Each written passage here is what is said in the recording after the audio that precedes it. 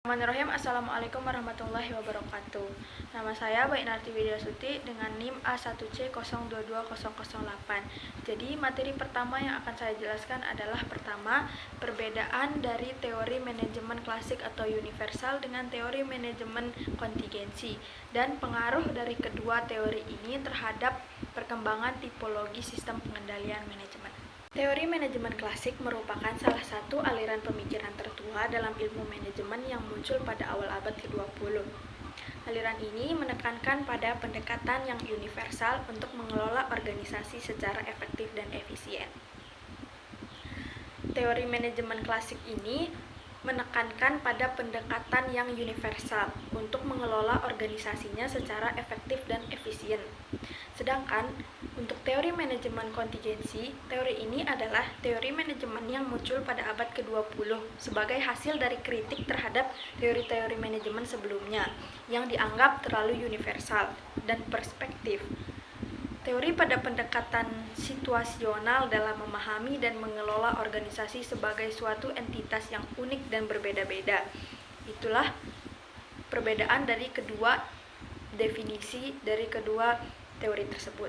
Di perbedaan dari kedua teori ini ada beberapa hal. Yang pertama dari asumsi dasar, yaitu teori manajemen universal menganut prinsip-prinsip manajemen yang bersifat universal dan dapat diterapkan secara luas di semua organisasi, terlepas dari konteks dan situasinya.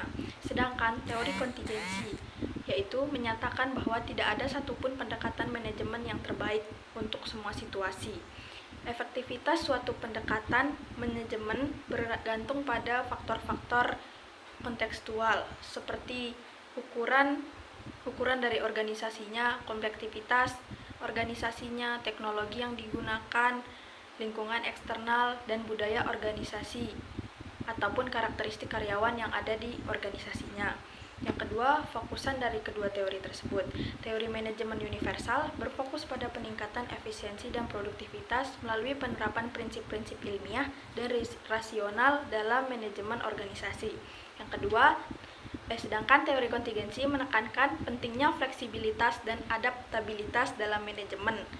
Manajer harus mampu menyesuaikan pendekatan mereka dengan situasi dan konteks yang berbeda-beda. Yang ketiga, contoh penerapannya. Teori manajemen universal diterapkan seperti prinsip-prinsip pembagian kerja, hierarki organisasi dan disiplin kerja kaku. Sedangkan teori kontingensi, penggunaan struktur organisasi yang berbeda, misalnya matriks atau desentralisasi, tergantung pada kebutuhan organisasinya, gaya kepemimpinan yang fleksibel, atau pendelegasian kewenangan. Kemudian kekuatan dan kelemahan dari kedua teori tersebut. Teori universal memiliki kekuatan menyediakan kinerja kerja yang jelas dan terstruktur untuk manajemen organisasi. Sedangkan kelemahannya terlalu kaku dan kurang fleksibel sehingga mungkin tidak efektif dalam situasi yang kompleks dan dinamis. Sedangkan kekuatan dari teori kontingensi yaitu lebih realistis dan pragmatis dalam menghadapi situasi yang beragam sesuai permasalahan di situasi tersebut. Sedangkan kelemahannya sulit diterapkan karena membutuhkan pemahaman yang mendalam tentang konteks dan faktor-faktor kontingensi. Setelah membahas tentang perbedaan dari kedua teori tersebut, kita akan membahas efek dari perkembangan kedua teori tersebut. Efek perkembangan kedua teori ini terhadap perkembangan tipologi sistem pengendalian manajemen organisasi, perkembangan teori manajemen universal atau klasik, dan teori kontingensi telah berdampak besar terhadap sistem pengendalian yang ada atau berdampak signifikan pada perkembangan tipologi sistem pengendalian manajemen organisasi. Awalnya, tipologi sistem pengendalian manajemen didasarkan pada prinsip-prinsip yang universal atau teori manajemen klasik yang pertama tadi. Namun, seiring dengan perkembangan teori seperti teori kontingensi tadi, tipologi sistem pengendalian manajemen menjadi lebih kompleks atau lebih lengkap dan menjadi beragam dengan mempertimbangkan faktor-faktor kontekstual yang berbeda. Berikut adalah beberapa contoh efek perkembangan dua teori ini terhadap tipologi sistem pengendalian manajemen dalam suatu organisasi. Yang pertama, Yang pertama, munculnya berbagai jenis sistem pengendalian manajemen. Teori kontingensi telah menunjukkan bahwa tidak ada satu jenis sistem pengendalian manajemen yang terbaik, atau tidak ada dari semua teori manajemen yang ada itu yang menjadi teori yang terbaik untuk semua organisasi. Sebaliknya, ada berbagai jenis sistem pengendalian manajemen yang dapat digunakan dalam suatu organisasi itu, seperti sistem pengendalian keuangan, sistem pengendalian operasional, dan sistem pengendalian strategis ataupun sistem pengendalian yang lainnya. Yang kedua, pentingnya kesesuaian sistem pengendalian manajemen dengan strategi organisasi. Teori kontingensi ini telah menunjukkan bahwa sistem pengendalian manajemen harus dirancang agar sesuai dengan strategi organisasi tersebut. Ini berarti bahwa sistem pengendalian manajemen itu harus membantu organisasi mencapai apa tujuan dari organisasi tersebut. Yang ketiga, pentingnya fleksibilitas sistem pengendalian manajemen. Teori kontingensi telah menunjukkan bahwa sistem pengendalian manajemen harus fleksibel dan dapat beradaptasi dengan lingkungannya atau perubahan yang terjadi di lingkungan organisasinya. Secara keseluruhan, perkembangan teori manajemen universal dan teori manajemen kontingensi ini telah membantu meningkatkan sistem pengendalian yang ada di suatu organisasi. Dengan adanya kedua teori tersebut dapat meningkatkan sistem pengendalian yang bisa kita pahami untuk suatu organisasi, dan itu juga bisa menambah kekompleksan atau keberagaman dari sistem pengendalian suatu organisasi ini, sehingga bisa menjadi sistem pengendalian yang sesuai dengan situasi dari organisasi tersebut. Selanjutnya yaitu menjelaskan pendapat ilmiah atau logis mengenai peran atau posisi komunikasi dalam sebuah organisasi dan urgensi komunikasi tersebut dalam mendukung berjalannya pengendalian manajemen di suatu organisasi tersebut.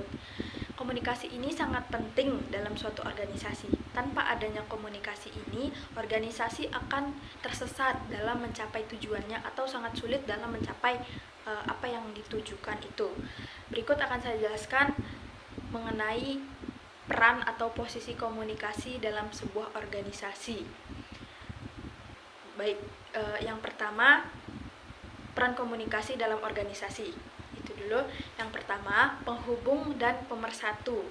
Nah, komunikasi ini menghubungkan individu dengan departemen dalam organisasi itu, menciptakan pemahaman dan keselarasan tujuan, arus informasi yang lancar, memastikan semua pihak bergerak ke arah yang sama. Jadi, tidak ada yang namanya miskomunikasi di organisasi tersebut.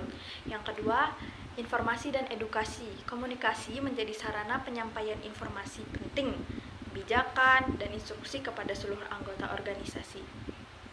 Hal ini mendorong pemahaman yang sama dan pelaksanaan tugas yang efektif oleh anggota organisasi.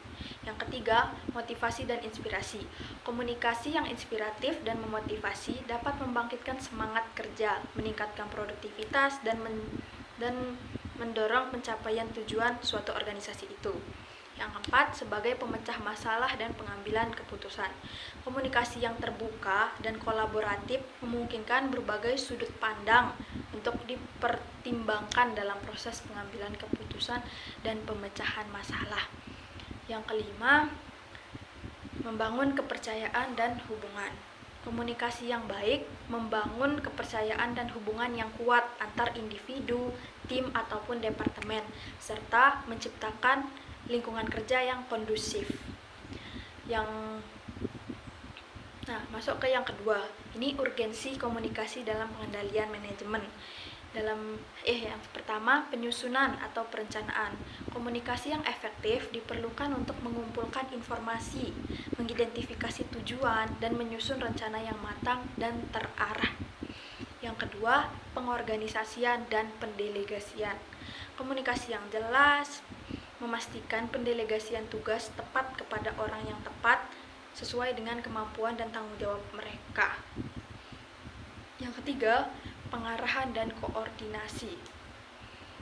Komunikasi yang berkelanjutan membantu mengarahkan dan mengkoordinasikan aktivitas semua pihak dalam organisasi agar sejalan atau selurus dengan tujuan mereka.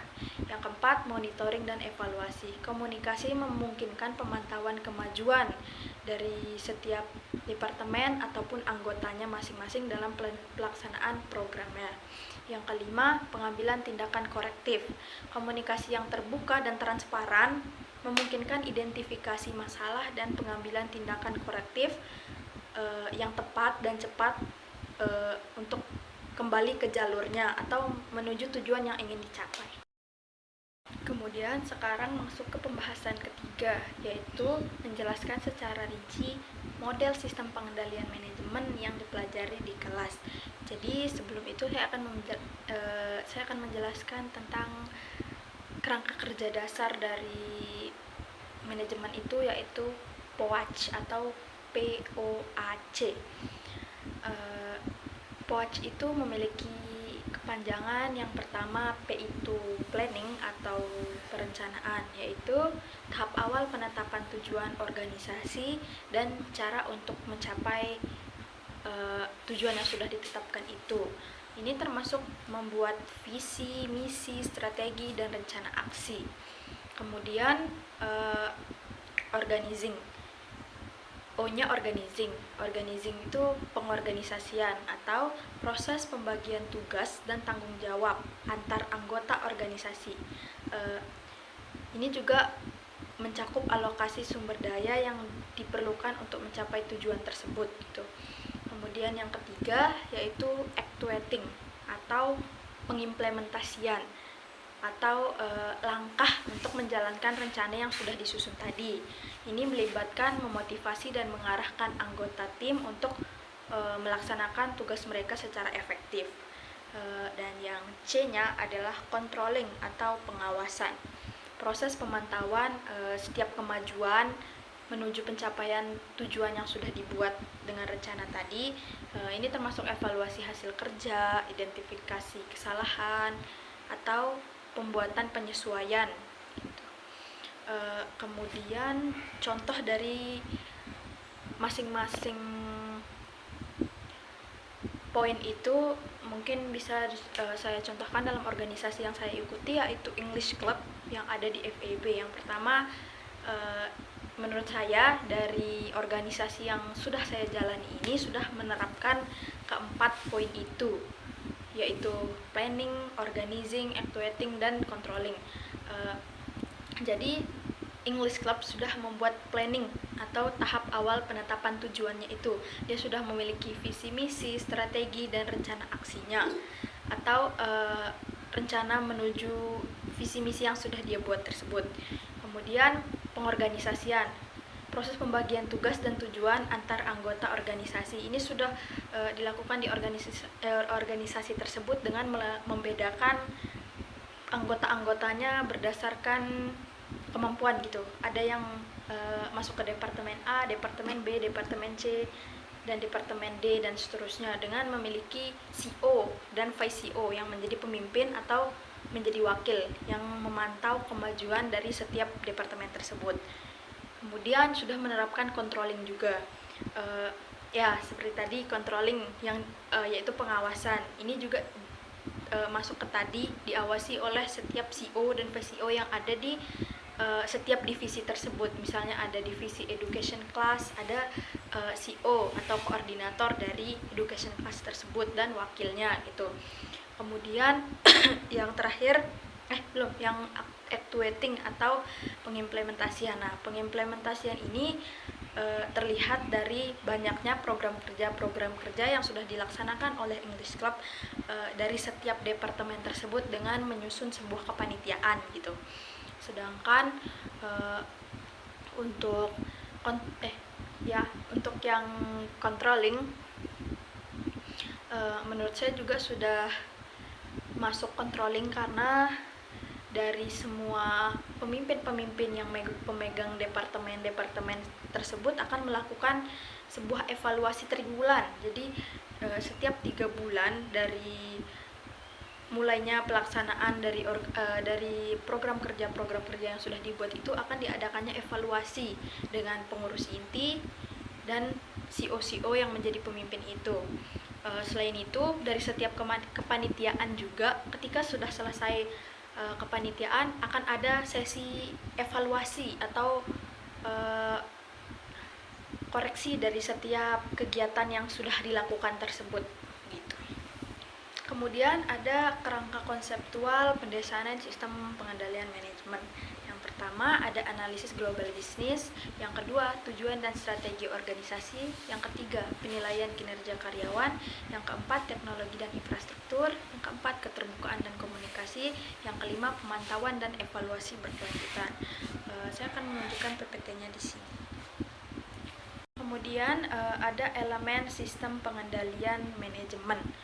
Suatu organisasi harus dapat dikendalikan dengan adanya perangkat-perangkat pada tempatnya untuk memastikan bahwa tujuan strategisnya dapat tercapai.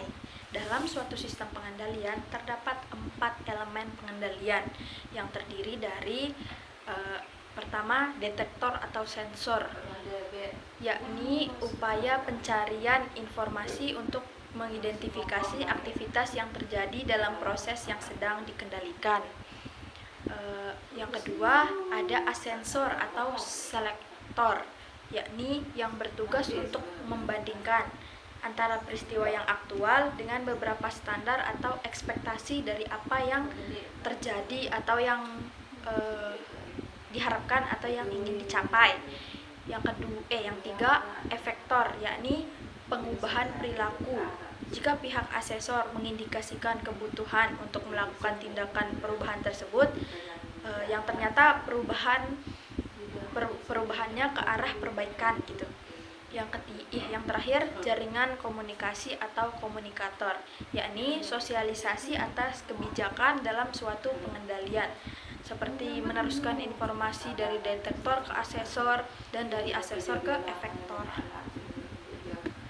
Ini juga akan saya tampilkan PPT-nya dari PPT kelompok waktu presentasi di kelas. Mungkin sekian dari saya, kurang dan lebihnya mohon dimaafkan. Wabillahi taufik wal hidayah. Wassalamualaikum warahmatullahi wabarakatuh.